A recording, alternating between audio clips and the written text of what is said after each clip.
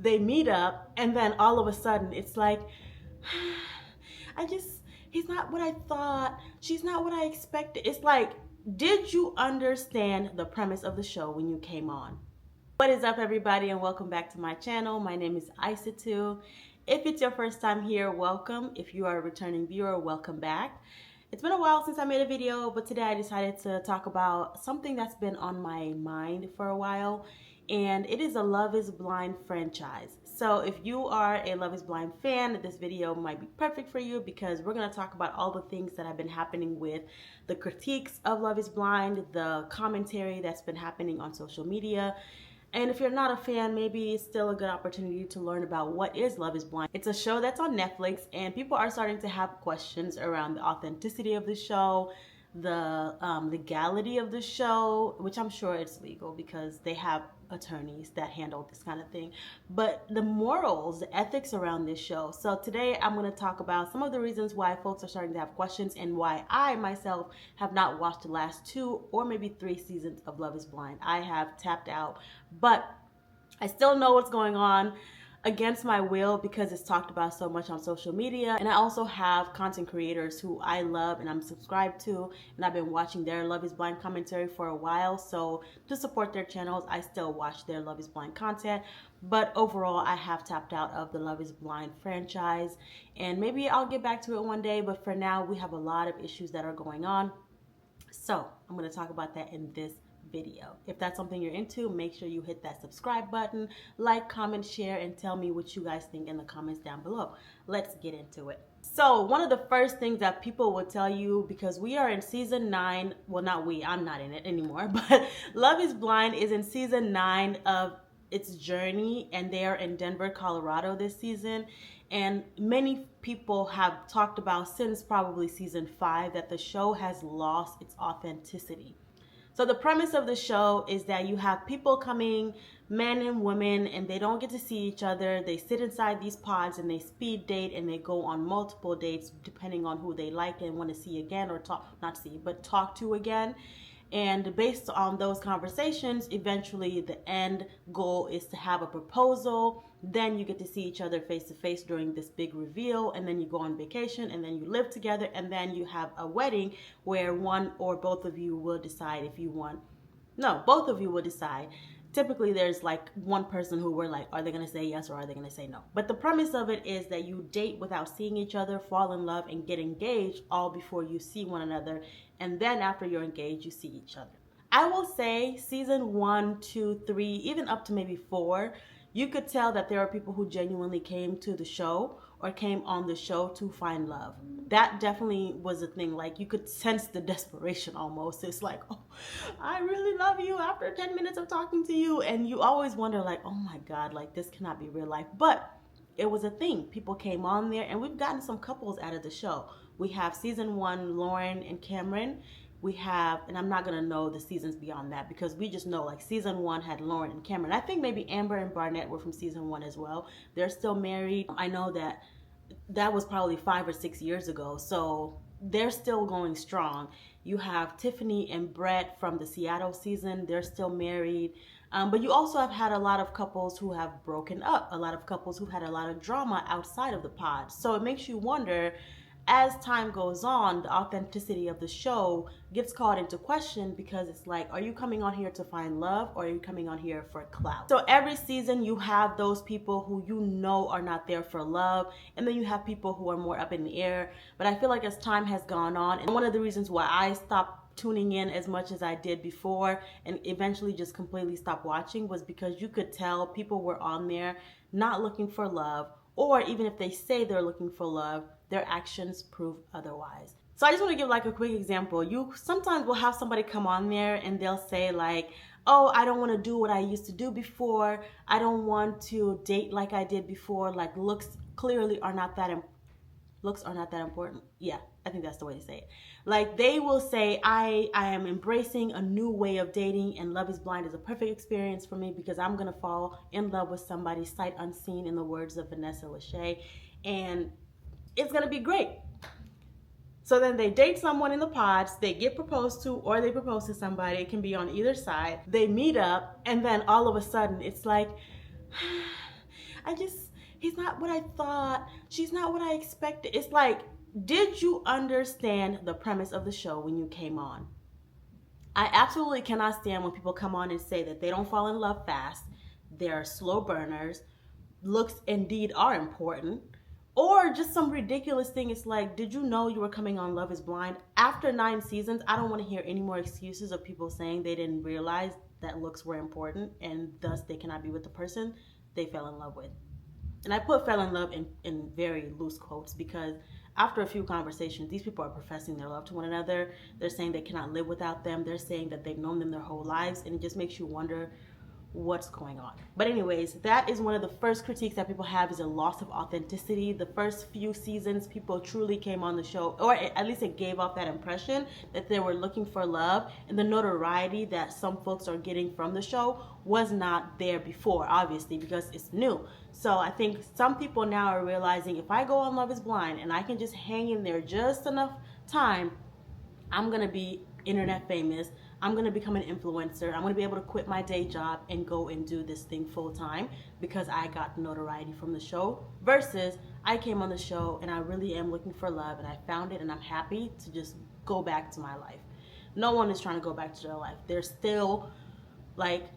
They're still active in the drama after the show and still clinging on to their 15 minutes of fame. And that's really a shame because the whole premise of the show is to come in, find love, go home. And I get it. I'm not going to knock anybody's hustle. Hey, if you can get a bag from the show, go ahead. But if that's the reason why you're coming on the show, you're also putting other people's feelings in jeopardy. It's just it's a whole thing. Like, you can just sense it. And like, when people are coming on the show just for notoriety or just for clout or just for fame, you can sense it from them because they're not serious. They're very, very unserious.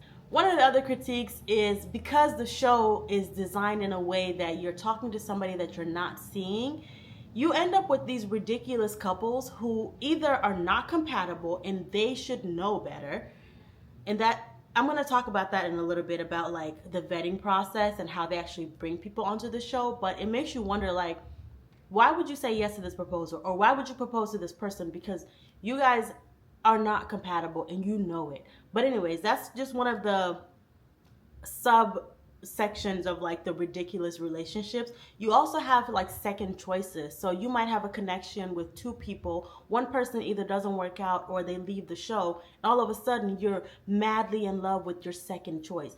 All of a sudden you're madly in love with the person that's just there. You don't really have another choice, and it makes you wonder, going back to the authenticity part, are you sticking around because you truly do love this second option, or is it because you want to stay here for the cameras and for the viewing time, and that's why you're picking this person?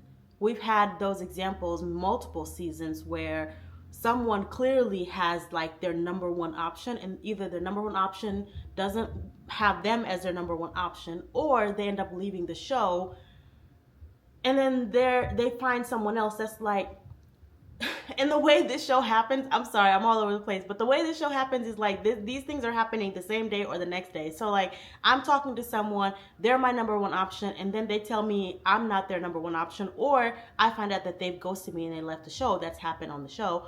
And then all of a sudden, the person who was a close second, or the person who was like, maybe, I'm not really sure, I go and I profess my love to them as if that first option never existed. That has happened more than enough times on this show, and it just makes you wonder, like, why are you sticking around?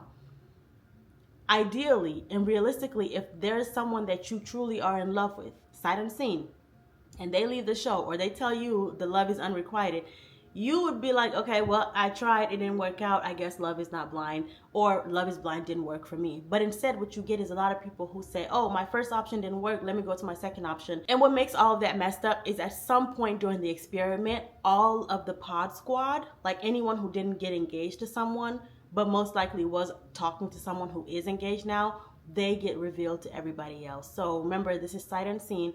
So they're talking to all these people, so they know all these names, but they don't have faces for those names.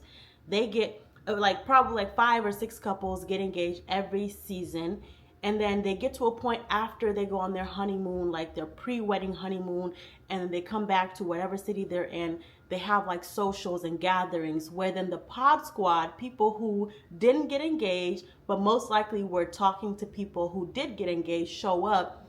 And you've had instances where someone was like, I didn't realize Brandy over here was drop dead gorgeous.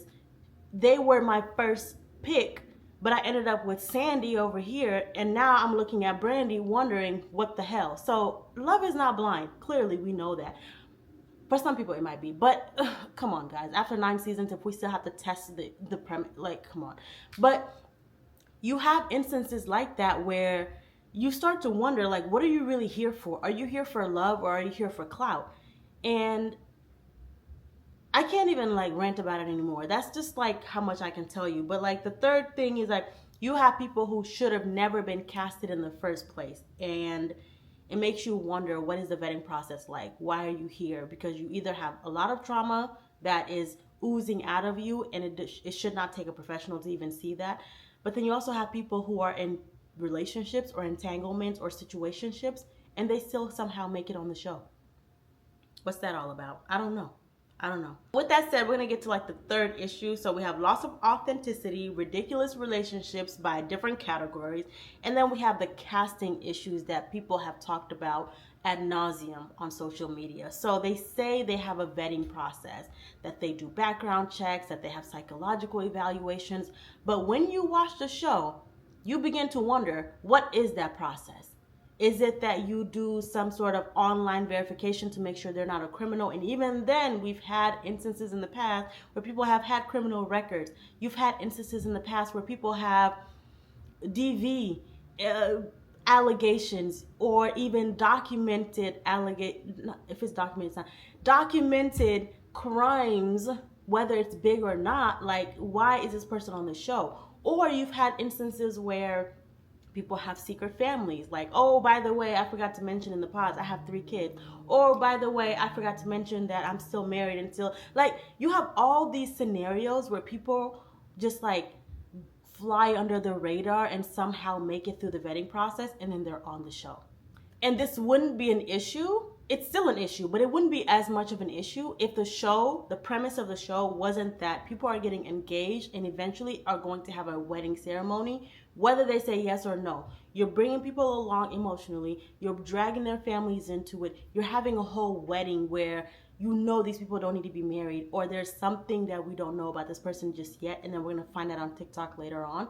And you still have them go through the whole, like, it's a hot mess. It's a hot mess. And I just wonder about the vetting process that Netflix will just defend to its death. Like, no, we do proper vetting. We do. And I know sometimes you'll vet and people will lie and say things that, whatever, that happens. But overall, there should be no, even, let me say it this way, even if you do vetting and someone slips through the cracks, once you find out that this person is either a criminal or they're a liar or they are just using the show for clout or whatever, I feel like those people need to be kicked off. And I know there's this whole balancing act of like, okay, we want to provide entertainment and we also want to make sure that our contestants are safe. But I feel like as of late, over the last couple of seasons, the safety of the contestants has not been put at the forefront and made the priority over entertainment. We get a lot of people, especially in this last season, where everyone's talking about Denver. Like, this is the worst season of Love is Blind. And it makes you wonder, like, what could possibly be happening in Denver? But there are serious, and I'm going to talk about that next, actually. There's serious concerns that people are having over who is casted on Love is Blind, why did they make it on the show, and why did they make it throughout the entire season. I could even see where someone slips through the cracks, like I said, and then you pull them out and say, nope, you cannot participate. But it seems like no matter how unhinged, no matter how unhealthy, no matter how dangerous these people might be, they still have an opportunity to get camera time. They still have an opportunity to do interviews afterwards. They still have an opportunity to be famous after the show, no matter how unhealthy they were. And that to me just is not okay. It's not okay at all. So that's what I'm going to say about the casting process. I don't know exactly what they do, how rigorous it is, but I'm going to err on the side of it's not very vigorous, because we have a lot of unhinged people who end up making it on the show. All right, the number 4 concern is emotional exploitation and mental health concerns. I think this is just right there with the vetting process. Who is talking to these people before they actually make it on the show? And why are we seeing instances of people breaking down, people being unhinged, people being dangerous, people being vulnerable? And I'm not talking vulnerable in a good sense. In order to fall in love, you have to be vulnerable. But I'm talking about vulnerable like someone needs to step in and do something. Who is letting these people on this show? And for this one, I'm going to use an example in the latest season, which I'll be honest, like I said, I have not seen season 9 of Love is Blind in Denver. But I've watched enough reviews from my favorite YouTubers. I've seen enough clips on TikTok to be able to say there's people in this season, namely Edmund, someone by the name Edmund, who maybe should not have been on the show.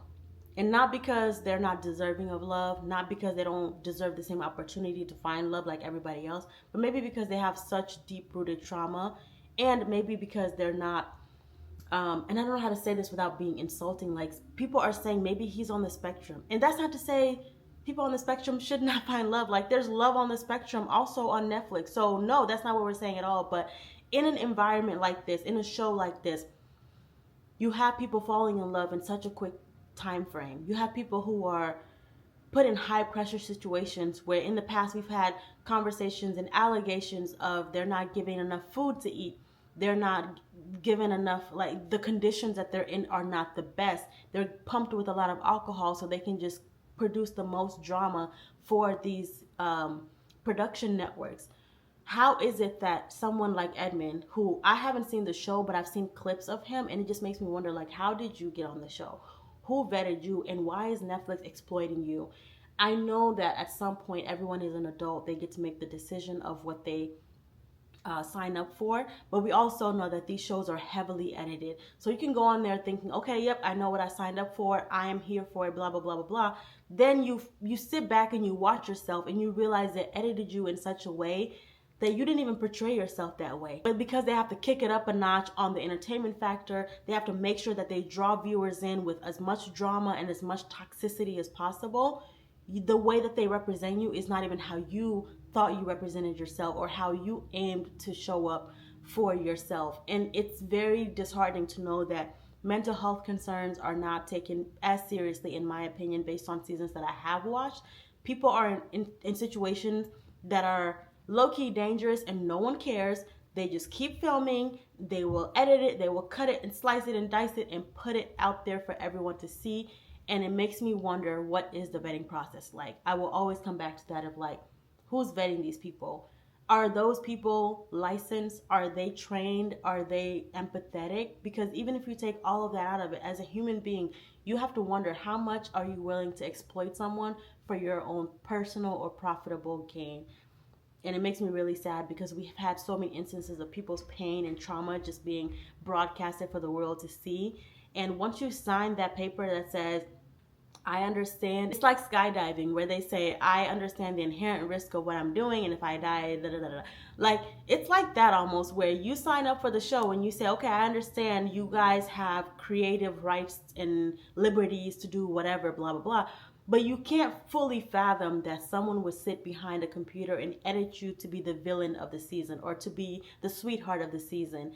And so many people have come out and said they got a bad edit. It didn't go down like that. And that makes me really sad because it shouldn't be like that. On a show that's testing a premise of, is love blind? Love is already such a vulnerable topic. It's already such an arduous process to try to find love. So then to layer on top of it the judgment of so many people, it's making me think back to like a season where I was so critical and like, oh my God, I still have opinions, but it's like now I have to just be more gracious and understand that maybe what I'm seeing isn't fully what happened. And sometimes what you see is what you get, but sometimes it's not that at all. And these people are being exploited and their mental health is not being taken into consideration. And you just start to ask yourself, like, how ethical is it for me to continue to support this? And then one of the last things folks have been talking about online is the diversity and representation on these shows. Now, I have a bit of a different take on this than most people, but I'll tell you what most people think and then I'll tell you what I think. So most people think that there should be either more, and let me preface this. I have heard the diversity talks from a lot of Black women. And either they're talking about there should be more Black women, or the Black women that do get casted should get treated better. And this is a conversation that's been had on like other shows like Love Island, Married at First Sight, I think. But like overall, that's what's being said. Like the Black girls don't get treated as well, or they don't have as many options because there's not enough Black people for them to pick from. My take on that is I don't even think Black women should be going on these shows, period. If I know I'm going to get represented in a bad way when I go on the show, I'm not going to go on the show. But also, there's different types of diversity as well. So having someone who may be on the spectrum, but maybe is more independent in the sense that they can facilitate themselves finding love is different than someone who is of a different ethnicity or a different gender or a different this and this and that. So I take diversity to be more all-encompassing than just looking at it from a race factor. But I understand what people are saying. Like especially on Love Island, folks have talked about how the Black girls maybe don't get picked as much or da da da da. But I'm a firm believer in go where you're loved. So if you are not getting picked, or if you're seeing that other Black girls are not getting treated well on these shows, maybe just don't sign up as a Black girl. And that sucks. It's a reality. It's unfortunate, but that's the world we live in. So the diversity and representation aspect of things, I hear what people are saying, and I just wanted to bring it up as something that is being critiqued for Love is Blind. I know they have different franchises like Love is Blind Brazil, Love is Blind France, Love is Blind Dubai.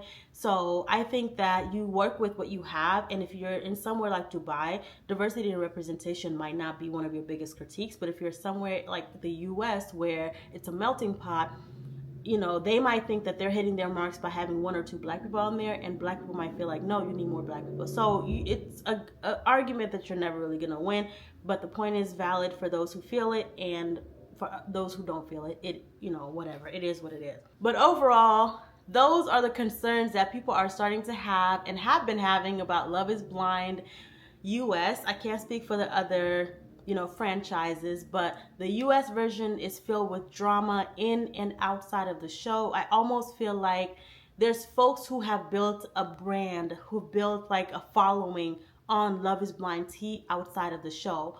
So typically you'll have people go through the season, they drop the episodes in batches. So as they drop the episode, there's like an ex-girlfriend or an ex-boyfriend who will just come out of nowhere and say, I know this person and they're horrible and actually they did this to me, blah, blah, blah. Or, it's interesting that this person came on the show and got married because I'm their girlfriend. Like there's so much drama that happens outside of the show, and it makes you start to wonder like, what are we really doing here? As far as I'm concerned, to conclude this video, after 9 seasons of Love is Blind in the US, I don't know about anywhere else, I have concluded that love is not blind, and love is not something that you can find in a pod talking to a wall to somebody that you've never seen before, especially if you are more shallow. And I'm not going to judge anybody who's shallow because we are all a little bit shallow. I know love is not blind, so I'm not going to judge anybody who says love is not blind.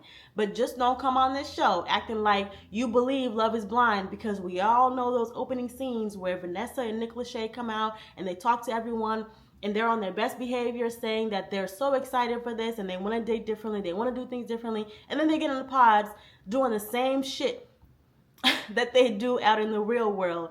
Or we realize that human nature isn't primed for continuing to put on an act.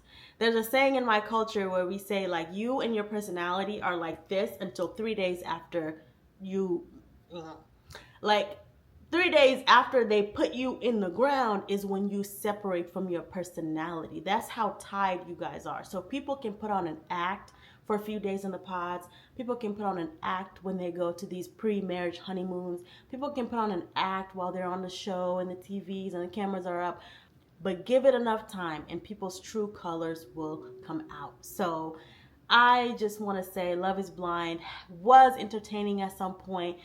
These days it's looking more like a humiliation ritual, and I feel for anybody that goes on there. But I also encourage people to be more aware of like these shortcomings. Like, no show is going to be perfect, but if you know the show is going to exploit people, if you know the show truly isn't about people finding love, it's about making money and creating as much drama as possible, unless you are just a drama queen and you love it, or a drama king and you love it, maybe be weary and be more critical and be more skeptical of shows like Love is Blind. I'm not discouraging anybody from watching it if you want to. For me, my mental health, and just for me, I just couldn't do it anymore. And that's not to say in the future I wouldn't, but you know, it depends. If one of my favorite YouTubers tells me that this season is great and is different from all seasons that we've seen in the past and blah blah blah, I might tune back in. But for now, I am one of those people that is tapping out of Love is Blind because it has just gotten too manufactured, too dramatic, too hyperbolic, too all the things. Like, Love is Blind used to be so good. So let me know what you guys think in the comments down below. I would love to hear if you are a fan, if you stopped watching, if you're going to continue watching, like what is going on in your mind around Love is Blind. Do you think love is blind?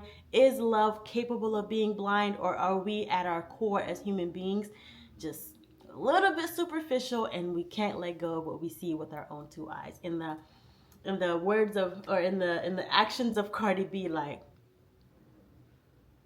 is that what it is? I don't know. But I hope you guys enjoyed this video. Let me know what you guys think in the comments down below, and I will see you in the next one. Bye.